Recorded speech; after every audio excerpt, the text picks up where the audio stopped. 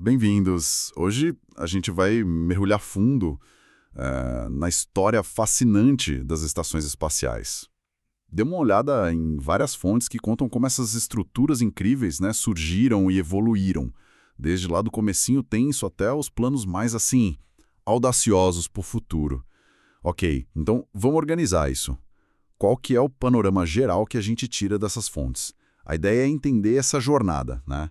Como é que a gente saiu de, sei lá, postos avançados da Guerra Fria para chegar nesses laboratórios super colaborativos, internacionais, e o que vem pela frente, né? Nessa aventura de morar e trabalhar fora da Terra. Olha, é um tema essencial para quem curte exploração espacial. E tem um dado que, nossa, sempre me impressiona. Já faz mais de 20 anos, para ser exata, 23 anos, que a humanidade tem gente morando direto no espaço, sem parar. Sempre teve alguém lá em cima, sabe? Em órbita. É incrível pensar nisso. É impressionante mesmo.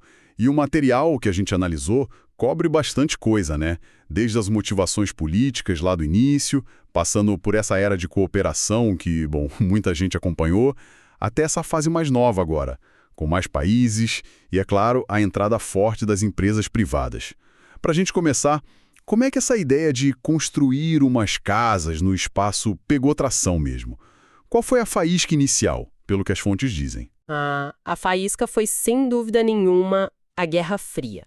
Depois da chegada na Lua, né, que foi uma vitória simbólica, assim, muito importante para os Estados Unidos, a União Soviética ficou buscando qual seria a próxima grande demonstração de capacidade tecnológica, de prestígio, e as estações espaciais viraram esse palco. O objetivo era claro, provar que eles conseguiam manter cosmonautas no espaço por muito tempo, sabe? Estabelecer uma presença humana permanente lá. Era uma afirmação de poder, uma questão estratégica tanto quanto científica, entende? Imagino. E essas primeiras estações deviam ser bem diferentes do que a gente tem hoje com a ISS, né? O que as fontes contam sobre a pioneira foi um começo tranquilo. Nossa, passou longe disso. A primeiríssima estação espacial foi a Salyut 1, lançada pelos soviéticos em 1971. Era uma estrutura monolítica, ou seja, um módulo só, sabe? Relativamente pequena. As fontes até comparam com o tamanho de um trailer. E ela não foi projetada para ser expandida lá no espaço. E o começo dela, foi marcado por uma tragédia horrível. A primeira e única tripulação que morou nela, 3 cosmonautas, eles morreram na volta para a Terra. A cápsula Soyuz 11 despressurizou. Foi terrível. Nossa, que começo dramático. Isso quase acabou com a ideia logo de cara. Ou a corrida era forte demais para parar por causa disso? Foi um golpe muito duro, claro. Levou até um redesenho importante da cápsula Soyuz. Mas a corrida espacial tinha um ritmo próprio, né? A resposta americana não demorou muito. Em 1973, eles lançaram o Skylab. Essa, sim, era uma estação bem maior. Foi uma adaptação super inteligente do estágio superior do foguetão Saturno V, aquele mesmo das missões Apollo para a Lua. O Skylab foi um sucesso científico, sabe? Recebeu 3 tripulações, fizeram centenas de experimentos, mas ele foi pensado para ter uma vida útil definida. Não dava para reabastecer ou fazer grandes concertos. A jornada dele acabou em 79, com uma reentrada controlada lá sobre o Oceano Índico e partes da Austrália.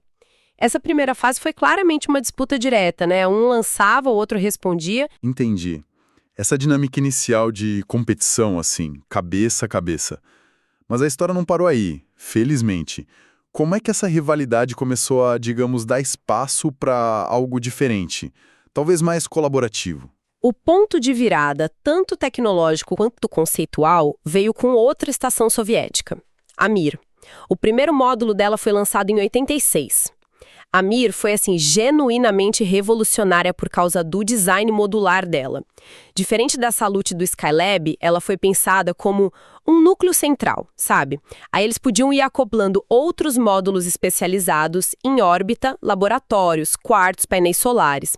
Funcionava quase como um Lego espacial mesmo. Isso permitiu que ela fosse expandida, consertada, atualizada por muitos anos. Ela virou um laboratório orbital muito mais capaz e duradouro. Essa ideia de montar a estação aos poucos no espaço parece chave, né? E como é que a política mundial daquela época entrou na história da Mir? A geopolítica foi totalmente decisiva. O que é fascinante aqui é o impacto do fim da União Soviética em 1991. A Rússia, recém-formada, herdou todo aquele programa espacial soviético impressionante, incluindo a Mir, que já estava lá em órbita, funcionando. Só que, a Rússia estava passando por dificuldades econômicas gigantescas. Simplesmente não tinha dinheiro para manter e expandir o programa sozinha no mesmo pique. Aí, do outro lado, os Estados Unidos viram uma oportunidade estratégica, assim, única, de aproveitar a experiência russa em voos de longa duração, nisso eles tinham muito mais bagagem, e, ao mesmo tempo, promover a diplomacia, a cooperação pós-Guerra Fria. Era a chance de transformar antigos rivais em parceiros. Isso levou aquele programa que muita gente lembra, né? Dos ônibus espaciais americanos visitando a estação russa. Exatamente. O programa Shuttle Mir aconteceu ali em meados dos anos 90. Foi esse passo concreto. A gente viu os ônibus espaciais dos Estados Unidos acoplando na Mir, astronautas americanos morando e trabalhando meses, lado a lado com os cosmonautas russos. As fontes que a gente viu ressaltam muito o quão simbólico e tecnicamente importante isso foi. Superar as barreiras, técnicas, culturais. Fazer veículos e sistemas de dois programas espaciais tão diferentes conversarem entre si foi um aprendizado, assim, imenso. Serviu como a ponte essencial, sabe? A prova de que dava para fazer para o projeto muito mais ambicioso que veio depois. A Estação Espacial Internacional, a ISS. Precisamente. A ISS nasceu dessa experiência de colaboração lá na Mir. Ela é, sem dúvida nenhuma, o projeto de engenharia mais complexo e internacionalmente colaborativo da história. Ponto. Ela não pertence a um país só. É uma parceria formal entre 5 agências espaciais principais: NASA, Estados Unidos, Roscosmos, Rússia, JAXA, Japão, ESA, Europa e CSA, Canadá. A construção começou em órbita em 98, um processo logístico, assim, monumental de lançar e montar módulos de países diferentes, e aquele marco que a gente já comentou. Desde novembro de 2000, a ISS é continuamente habitada. Mais de 270 pessoas de mais de 20 países já viveram e trabalharam lá. É impressionante. Nossa, além desse símbolo superpoderoso de cooperação global, qual foi o retorno mais tangível da ISS? O que essa presença contínua no espaço trouxe de concreto para a gente, segundo as fontes? Olha, o impacto tem muitas faces. Primeiro, a própria construção e a operação contínua da ISS criaram um ecossistema industrial global. Centenas de empresas grandes, pequenas, em dezenas de países. Todas elas desenvolveram conhecimento, expertise em construir hardware espacial, software, sistemas de suporte à vida, robótica. Isso capacitou a indústria no mundo todo. E, claro, tem as descobertas científicas e tecnológicas. Um exemplo fundamental é o nosso entendimento sobre os efeitos da microgravidade por muito tempo no corpo humano. A perda de densidade óssea, a atrofia muscular, são desafios sérios para os astronautas.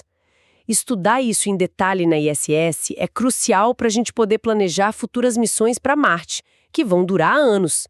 E o mais interessante é que estudar essa perda óssea no espaço acelera a nossa compreensão aqui na Terra sobre como prevenir e tratar a osteoporose. É um problema espacial virando solução terrestre. Que interessante essa conexão direta com a saúde aqui na Terra.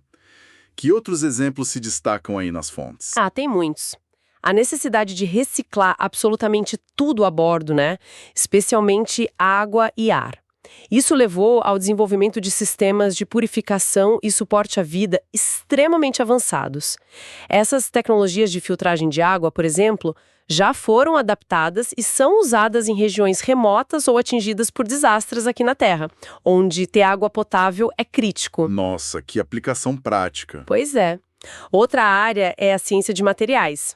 Em microgravidade, dá para criar ligas metálicas, cristais com propriedades únicas, impossíveis de fazer aqui com a gravidade puxando tudo. Isso abre caminho para novos materiais industriais. E não dá para esquecer a vista, né? A perspectiva única que a ISS dá para observar nosso próprio planeta, monitorar a mudança climática, desmatamento, desastres naturais em tempo real, com uma visão global. É uma lista em tanto de benefícios.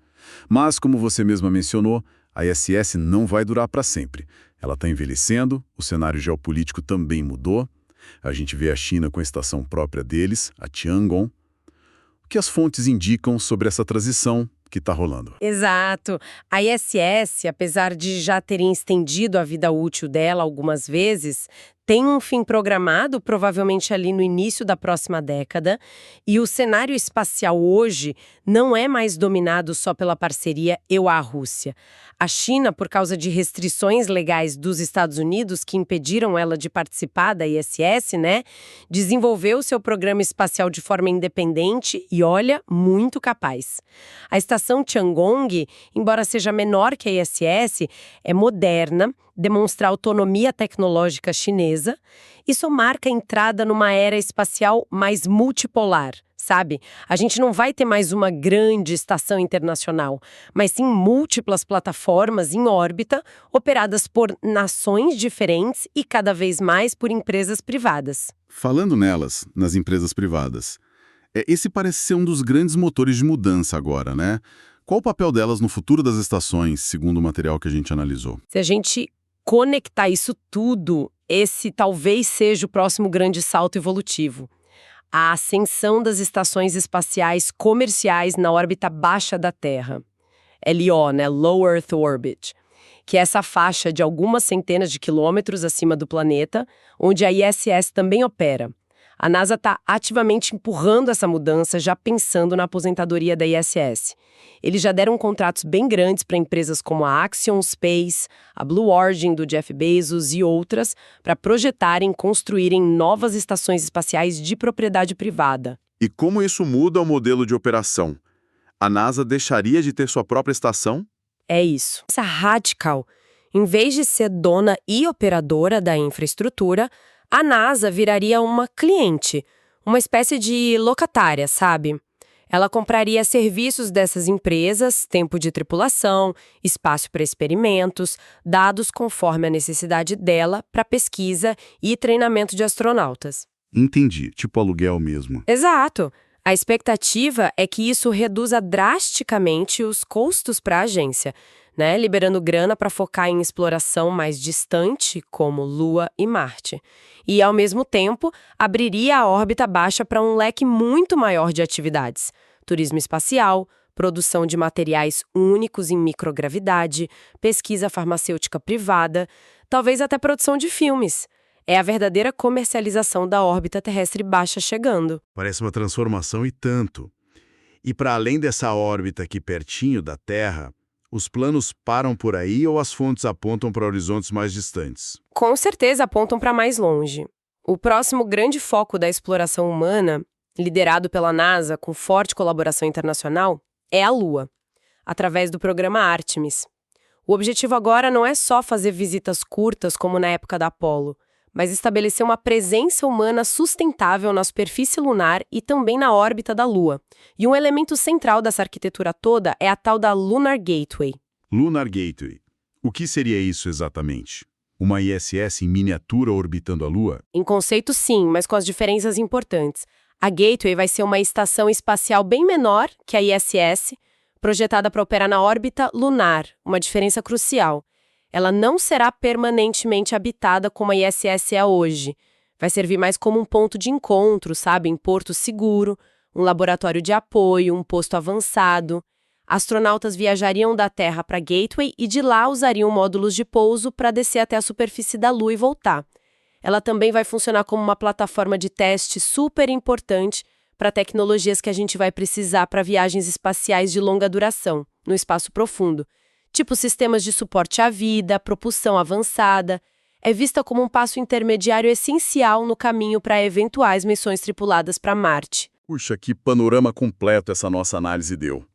Começamos lá na competição tensa da Guerra Fria, com as pioneiras Salyut e Skylab. Vimos a transição para a colaboração, Primeiro com a revolucionária Mir, né, com aquele design modular dela que abriu caminho para a gigante internacional ISS, esse símbolo de colaboração que nos deu mais de 2 décadas de presença humana contínua e ciência super valiosa. E agora a gente está olhando para o futuro bem dinâmico. A China com a Tiangong, empresas como Axion e Blue Origin construindo as próximas estações comerciais aqui na órbita terrestre, e a humanidade se preparando para ir mais longe, com a Lunar Gateway mirando a Lua como trampolim para Marte. É muita coisa. Exato, é uma evolução notável em pouco mais de meio século, né? E essa trajetória toda, desde as motivações políticas lá do início, até os planos de comercialização e expansão para o espaço cislunar e além. E isso levanta uma reflexão importante que ecoou nas fontes que a gente viu. À medida que o espaço se torna um ambiente com mais gente, nações estabelecidas, potências emergentes, corporações privadas com seus próprios interesses e se transforma também num mercado, como é que a gente vai navegar essa complexidade toda? Fica a reflexão sobre como podemos garantir que os enormes benefícios da exploração espacial sejam compartilhados da forma mais ampla possível e que essa nova era de expansão humana para fora da Terra continue a ser primordialmente um esforço pacífico e voltado para o bem comum, mesmo diante de um cenário que vai ser inevitavelmente mais competitivo e fragmentado. É um desafio que vai acompanhar a nossa jornada contínua rumo às estrelas.